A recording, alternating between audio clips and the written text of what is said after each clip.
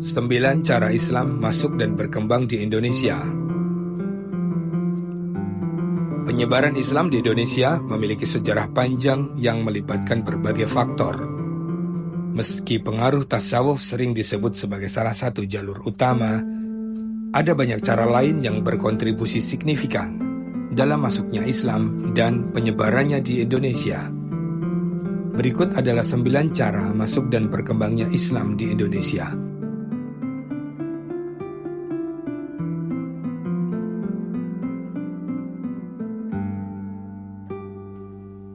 1. Melalui jalur perdagangan. Salah satu cara utama Islam masuk ke Indonesia adalah melalui jalur perdagangan. Sejak abad ke-7 Masehi, Nusantara telah menjadi titik temu penting dalam jaringan perdagangan internasional. Para pedagang Muslim dari Gujarat, Persia, dan Timur Tengah sering mengunjungi pelabuhan-pelabuhan utama di Sumatera, Jawa, Kalimantan, dan Maluku. Mereka tidak hanya membawa barang dagangan seperti rempah-rempah, kain, dan emas, tetapi mereka juga membawa nilai-nilai Islam. Para pedagang Muslim ini berinteraksi dengan masyarakat lokal dan menjadi teladan melalui perilaku mereka, seperti kejujuran dan keadilan dalam berdagang. Ini menarik perhatian masyarakat lokal yang kemudian tertarik mempelajari Islam. Jalur ini efektif karena perdagangan melibatkan berbagai lapisan masyarakat dan memungkinkan penyebaran Islam secara luas tanpa paksaan.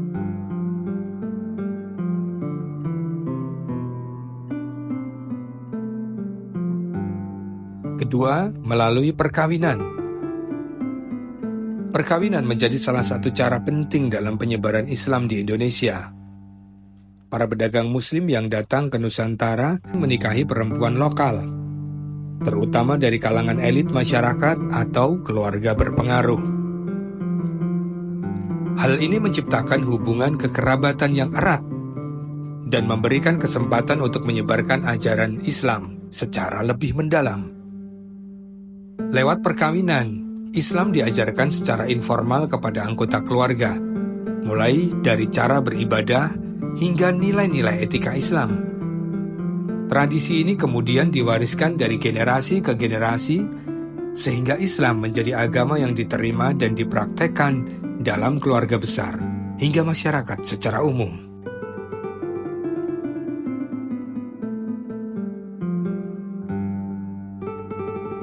Ketiga, peran kerajaan dan kesultanan.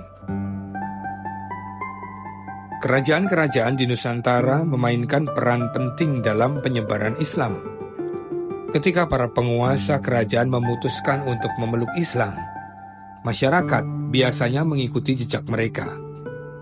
Contohnya kerajaan Samudra Pasai di Sumatera menjadi salah satu kerajaan Islam pertama di Nusantara yang berkembang pesat dan menjadi pusat perdagangan sekaligus pusat penyebaran Islam.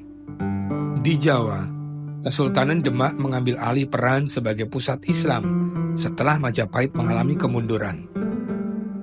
Selain itu, Kesultanan Ternate dan Tidore di Maluku juga memainkan peran penting dalam menyebarkan Islam ke wilayah timur Indonesia. Dukungan dari kerajaan dan kesultanan membuat Islam diterima lebih luas dan mempercepat proses Islamisasi di masyarakat.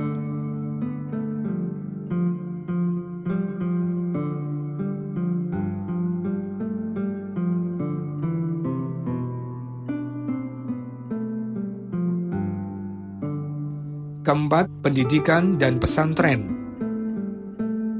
Pesantren adalah lembaga pendidikan tradisional Islam yang menjadi salah satu sarana efektif untuk menyebarkan agama Islam. Sejak masa awal masuknya Islam ke Indonesia, pesantren berfungsi sebagai pusat pembelajaran agama. Pesantren tidak hanya membidik murid-murid lokal, tetapi juga melibatkan para santri dari berbagai wilayah untuk menyebarkan Islam ke daerah mereka masing-masing setelah menyelesaikan pendidikan. Pesantren mengajarkan ajaran Islam secara komprehensif Lembaga ini juga memainkan peran penting dalam melatih ulama dan mubalik yang kemudian mengabdikan diri untuk dakwah di berbagai wilayah Nusantara.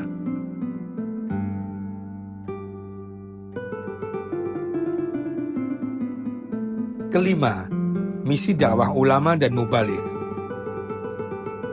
Ulama dan mubalik memainkan peran besar dalam menyebarkan Islam di Indonesia. Mereka datang dari luar negeri, seperti dari Timur Tengah dan India, serta melibatkan tokoh-tokoh lokal yang telah mendalami Islam. Dakwah dilakukan melalui pengajaran langsung, khutbah Jumat, atau ceramah di tempat-tempat umum. Para ulama dan mubalik ini seringkali tinggal di desa-desa untuk waktu yang cukup lama, berbaur dengan masyarakat, dan secara perlahan memperkenalkan nilai-nilai Islam. Karena kehadiran mereka, masyarakat mulai tertarik mempelajari Islam lebih dalam, sehingga proses penyebaran berlangsung secara alami.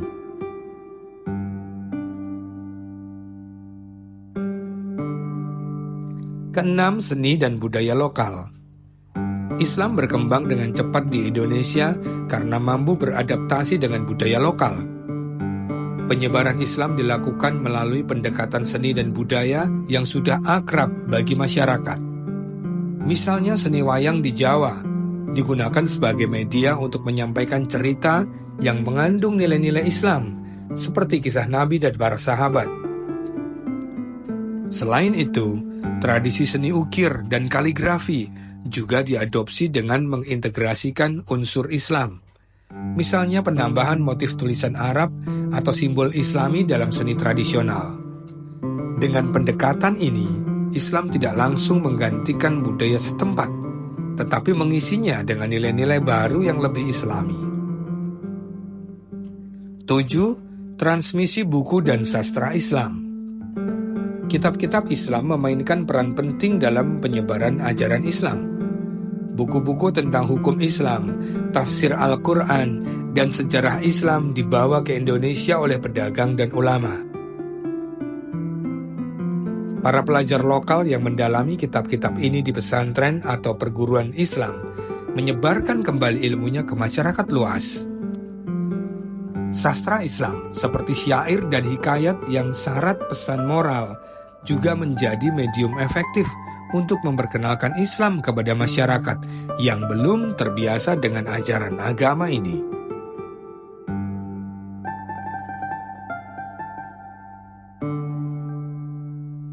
8. Jaringan perdagangan maritim.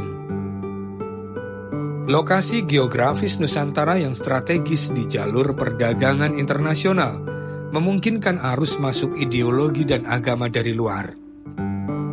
Jalur maritim yang ramai seperti Selat Malaka dan Laut Jawa menjadi pintu masuk interaksi antara pedagang Muslim dengan penduduk lokal.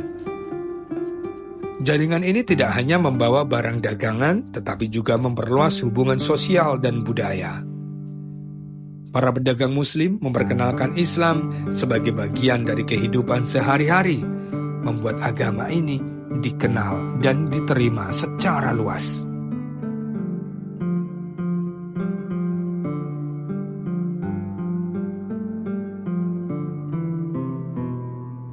Kesembilan, pengaruh politik dan strategi ekonomi. Adopsi Islam oleh penguasa lokal seringkali didasarkan pada pertimbangan politik dan ekonomi. Dengan memeluk Islam, mereka bisa membangun hubungan dagang yang lebih erat dengan wilayah-wilayah Islam lainnya, seperti Gujarat, Persia, dan Arab. Selain itu, pengadopsian Islam juga memberikan penguasa legitimasi politik yang lebih kuat. Banyak masyarakat yang melihat penguasa Muslim sebagai pemimpin yang lebih adil dan berpihak pada rakyat. Kombinasi faktor politik dan ekonomi ini membuat Islam berkembang pesat, terutama di wilayah-wilayah pesisir.